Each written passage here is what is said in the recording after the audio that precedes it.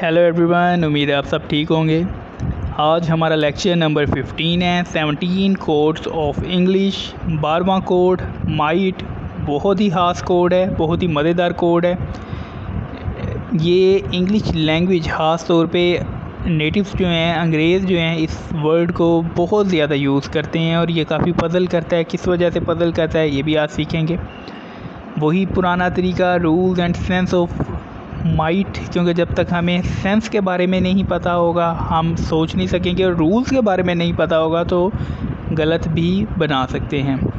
इसीलिए रूल्स आपकी स्क्रीन पे हैं, वही पुराने रूल्स हैं। इसमें भी हमें माफ़ी मिल जाती है कि हमने सिंगुलर और प्लूरल के साथ, दोनों के साथ माइट ही लगाना है।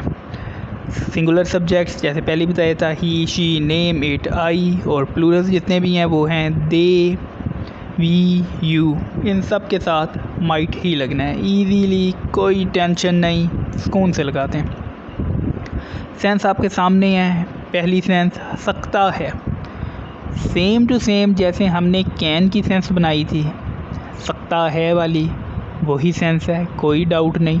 फिर इसके अलावा मे की सेंस जैसे बनाई थी, सकता है वही सेंस है, वैसे ही माइट की सेंस है, सकता है। लेकिन मैंने मे के लेक्चर में आपको ये बताया था कि मे के बीच में हम इसको इस सेंस में भी ले सकते हैं कि शायद, इसमें भी ले सकते हैं। और माइट जो है, माइट तो और ही हम इसको शायद की सेंस में ले सकते हैं, क्योंकि माइट का मतलब ही ये आ जाएगा शायद, यानी कि एक हमें थोड़ा सा डाउट कह लें, या जब हम शायद के लिए यूज़, शायद वो स्कूल जा सकता है, तो मे भी यूज़ कर सकते हैं, लेकिन माइट तो डेफिनेटली यूज़ होगा। इसलिए मैंने कहा था कि ज़्यादातर अंग्रेज़ इस लफ्ज़ को बहुत यूज़ करते हैं, क्योंकि जब हम श्योर नहीं होते तो हम माइट को यूज़ करते हैं। लेकिन वैसे भी यूज़, कैन की तरह भी यूज़ हो सकता है, और वो भी करेगा, करे, या इस चीज़ के बीच में भी यूज़ हो सकता है। अगर आपको समझ सही ज़्यादा डिटेल में जानना चाहती हैं तो माइट मे का लेक्चर देख लें, उसमें मैंने सारी डिटेल बताई है। उसी सेंस में, जैसे मे की सेंस में लिखना है, उसी तरह से माइट की सेंस में भी लिखना है। अब आपकी स्क्रीन पे एग्जांपल्स भी आपके सामने ही हैं। He might go to school today. May की जगह हमने माइट लगा दिया, सेंस सेम टू सेम वही बन गई। वो आज स्कूल जा सकता है, simple. She might go to school today. वो आज स्कूल जा सकती हैं। They might not go to school today, negative हो गया, वो आज स्कूल नहीं जा सकते। कौन सा मुश्किल है इसके बीच में, बिल्कुल easy. We might not go to school today, हम आज स्कूल नहीं जा सकते, बिल्कुल ईजी, कोई भी नहीं बड़ा issue. Might Aslam go to school today, कितना इजी कि क्या असलम आज स्कूल जा सकता है। ये इस सेंस में, क्या अगर हम शायद की सेंस में लें फिर ऐसे नहीं आएगा, लेकिन हमने इस वक्त कैन की सेंस ले रहे हैं, इसलिए क्योंकि नेगेटिव के बीच में जब हम बात इंट्रोगेटिव करेंगे तो शायद में इंट्रोगेटिव का क्या काम, ये तो हम अपनी भी सेंस में समझ सकते हैं उर्दू के बीच में, कि हम इस तरह के डायलॉग तो नहीं बोलते, ऐसे सेंटेंस थोड़ी बोलते हैं कि शायद। लेकिन अगर वही वाली बात कि आपकी अगर ऐसी है, मिसाल के तौर पे आपके जहन में कोई आप ऐसा लफ्ज़ बनाना चाहते हैं खुद से, क्योंकि आप सेंस आप समझ चुके हैं, तो आप बना सकते हैं, इसमें कोई बड़ी बात नहीं है। तो लेकिन फ़िलहाल उर्दू के बीच में तो ऐसे नहीं बन रहा, लेकिन शायद अगर गौर किया जाए तो उर्दू के बीच में बन भी सकता हो, शायद मेरे जहन में अभी ना आ रहा हो। तो अगर आपके जहन में आ रहा है उर्दू में ऐसा कोई सेंटेंस बनाने की, तो यकीनन आप इंग्लिश में भी बना सकते हैं, क्योंकि आपने तो ट्रांसलेशन करने हैं, सेंस आपके पास है, अब आप इंग्लिश के मालिक हैं, बना सकते हैं। बाकी might you go to college today, क्या तुम आज कॉलेज जा सकते हो। आगे might I not go to college today, क्या मैं आज कॉलेज नहीं जा सकता।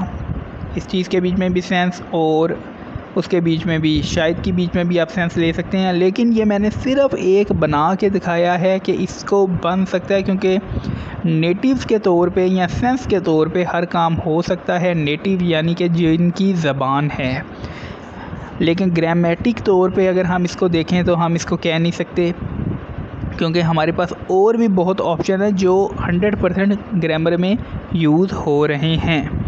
तो इसीलिए, लेकिन बन सकता है, इसीलिए समझा दिया मैंने आपको एक बार कि पजल ना हो। और दूसरी सेंस आए, देखें आपकी स्क्रीन पे, सकता था, सेम टू सेम, कोई रॉकेट साइंस नहीं। टुडे की जगह यस्टरडे लगा देना है, यानी कि प्रेजेंट की जगह पास्ट लगा देना है, simple. He might go to school yesterday, वो कल स्कूल जा सकता था। She might go to college yesterday, वो कल कॉलेज जा सकती थी। They might not go to school yesterday, वो कल स्कूल नहीं जा सकते थे। We might not go to college yesterday, हम कॉलेज नहीं जा सकते थे।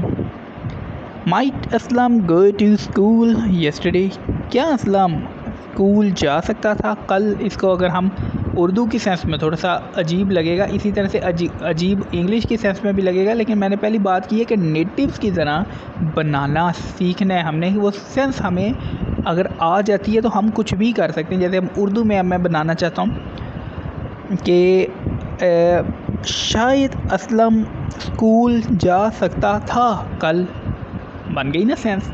तो अगर उर्दू के बीच में इसकी सेंस हम अमूमन ये बोल नहीं सकते, हम ये बोलते नहीं हैं उर्दू के बीच में, लेकिन बोल तो सकते हैं ना, क्योंकि सेंस तो हमें आती ही है।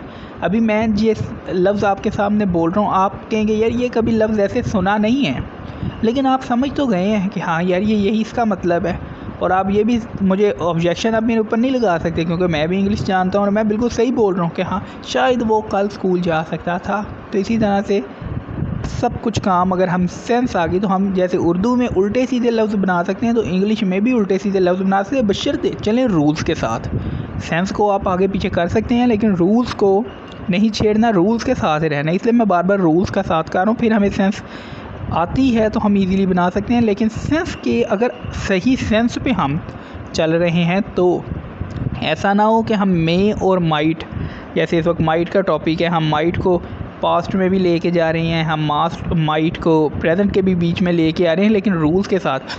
अब ये नहीं कि हम माइट को, अब हमें तरीका आ गया तो अब माइट को हम फ्यूचर के बीच में भी यूज़ करने लग जाए। क्यों यार, हमें तो इसकी सेंस आ गई, उसकी सेंस ही नहीं तो फिर हम कौन सी सेंस करेंगे?